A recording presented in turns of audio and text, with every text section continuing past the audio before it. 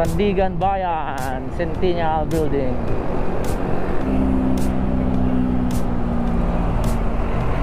Uy, may banggaan.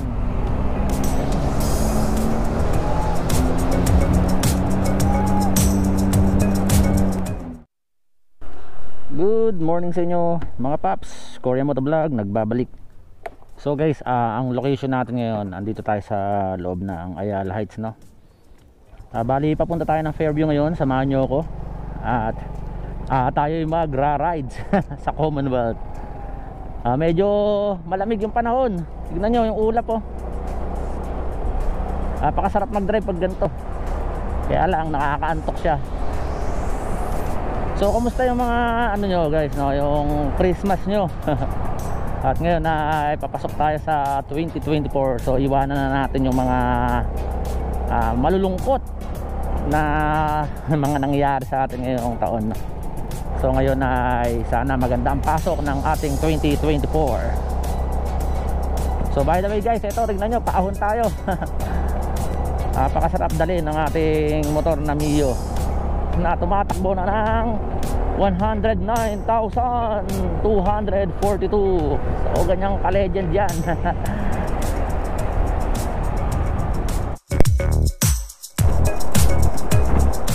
So guys, nung nakaraan i-update ko kayo regarding sa 12 grams na ano natin, no, na bola. Bali, sinabay ko nga rin pala yung paglilinis ng preno, no? Dati kasi hindi malakas yung ano, yung preno nito sa likod, pero ngayon ano, konting ganun lang, oh. Ramdam na ramdam mo.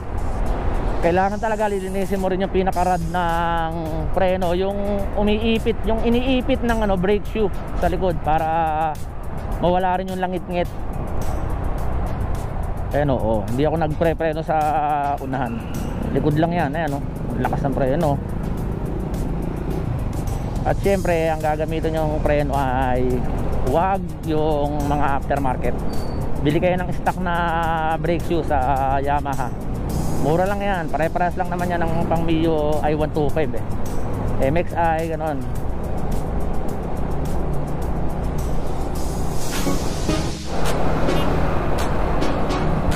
So ito yung St. Peter Parish Shrine, no? Dito sa Commonwealth guys, ayan. Tapos malapit na rin tayong sa may Sandigan Bayan. Dito sa may IBP Road, papunta rin yan ng Congress, yung lugar na to. So yung mapapansin, talagang nagiging traffic lang kapag nasa side ng kanan, yung mga jeepney stop, bus stop. So ito, di ko alam kung anong station naman to ng ano, MRT. Ayan, no? Malapit na rin matapos. Ayan, ang laking ginhawa yan para sa mga ano, sa mga commuters na galing ng Tungko, galing ng Lagro. So itong side na to, pwede kang lumabas sa motorcycle lane kasi ito napakakitid naman talaga yan.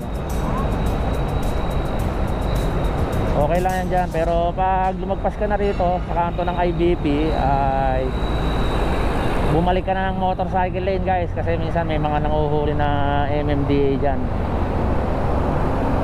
Malaki rin ata yung penalty nyan, eh. Ano, Sandigan Bayan, Centennial Building. Yan ang Sandigan Bayan. So next na mapupunta natin dito sa Commonwealth guys, itong Litex, no? May mga papuntang Montalban dyan, sa mga housing, papuntang Payatas dyan din.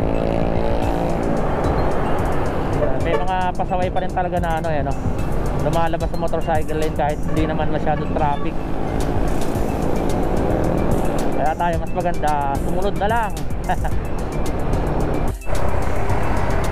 Ang traffic ngayon dito sa may Litex, no?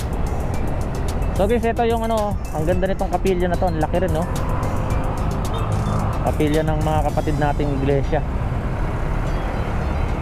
Ang traffic ngayon, no? Ba't kaya? Mukhang gagamitin na natin yung mga style natin na singit-singit ba.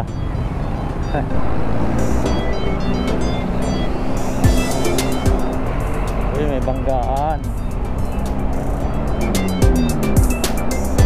So ito, nandito na tayo sa may parting nakalagpasan natin yung Litex, no? Bali, papasok na tayo ng Fairview ngayon guys.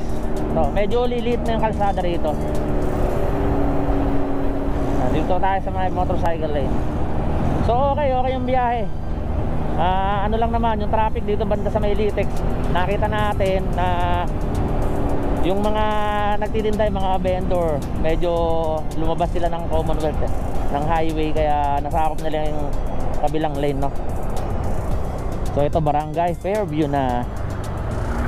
Ito medyo ano rito kapag ordinary day may mga pasok, ang sikip na rito guys. Ayan, no? Ang laki kasi ng sinakop nito ng MRT, no? Ayan. Kaya medyo lumiit yung kalsada rito. Pero ilang lane pa rin naman yan, 3 lanes pa rin yan, no?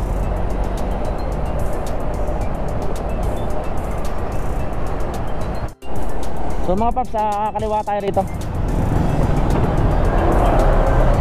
Hindi naman tayo maabot ng Palagro, no? Pasukin na lang natin to. U-turn na left turn. Oh, yan laki yun. So ito yung isang side ng ano ng Fairview. Itong Camaro Street. So ang sarap magano bumiyahe ngayon. Hindi siya masyadong hassle. Walang masyadong stress sa kalsada. Yung mga ibang kababayan natin nasa probinsya pa, nire-relax, ini-enjoy yung kanilang mga long vacation, no? Kasi bukas Friday na, then papasok na tayo talaga ng 2024. Sana yung pupunta natin dito mayroong tao. Medyo malayo, tapos puntahan mo wala pala. Epic fail.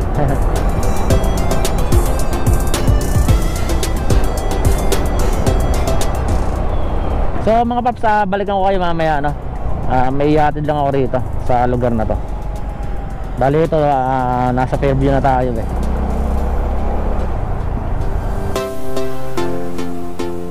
So yun guys, naihatid natin yung dokumento. So gusto ko i-share sa inyo, no? Ito yung rate ng yung reading voltage ng ating battery, 12.5. So itong motor natin ay 3 years na. So yung battery na nakalagay rito guys, stock pa rin yan. Ayun, pumapalo pa ng 13.6, minsan nagpo 4.1 pa yan. Kapag hindi ka talaga naglagay ng kahit anong accessories or hindi mo binago yung busina mo, talagang tatagal ang buhay ng baterya mo guys. Tsaka dapat talaga mag-maintain lang tayo sa stock, no? So balik tayo sa Commonwealth guys. Ito, lalabas ulit tayo ng Commonwealth. Kanina nasa side tayo ng papunta ng Fairview.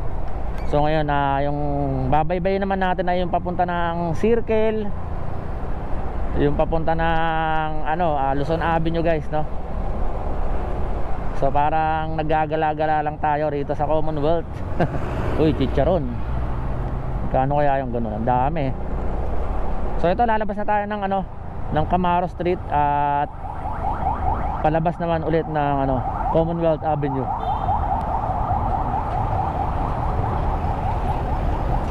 Ito yung problema rito sa lugar na to, yung mga biglang hintong mga jeep eh. Ayan, mga iba nasa gitna, tapos pag may kumaway na pasahero, yan biglang kakabig. Kaya mag-iingat kayo rito sa lugar na to guys. Tapat na tayo ng Commonwealth Market dito sa Commonwealth Avenue. Ayan, Tapos dyan din yung Ukay Kingdom, yung lugar na yan. Nandiyan pa nga lang, puro na Tianggian eh.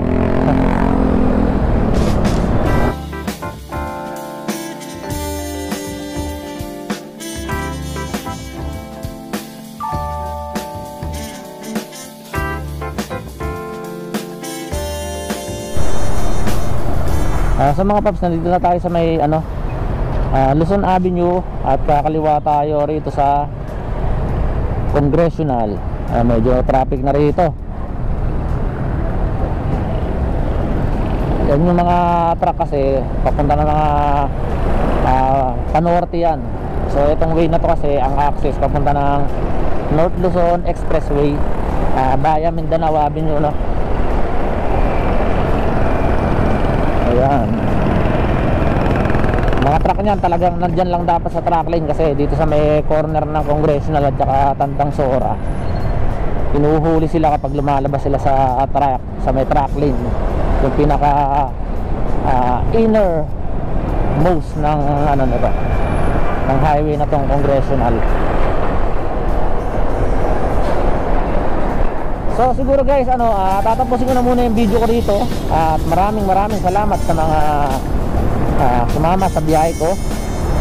At ako'y nagpapasalamat sa mga patuloy na pagsuporta sa channel ni Scorio Motovlog. So guys, bago sana matapos tong taon na to, gusto ko kayong batiin ng Happy New Year. At sana regaluhan nyo ako ng pag-subscribe at saka pag-share sa video natin. So maraming salamat guys. Hanggang sa muli is Scorio Motovlog, ang inyong lingkod.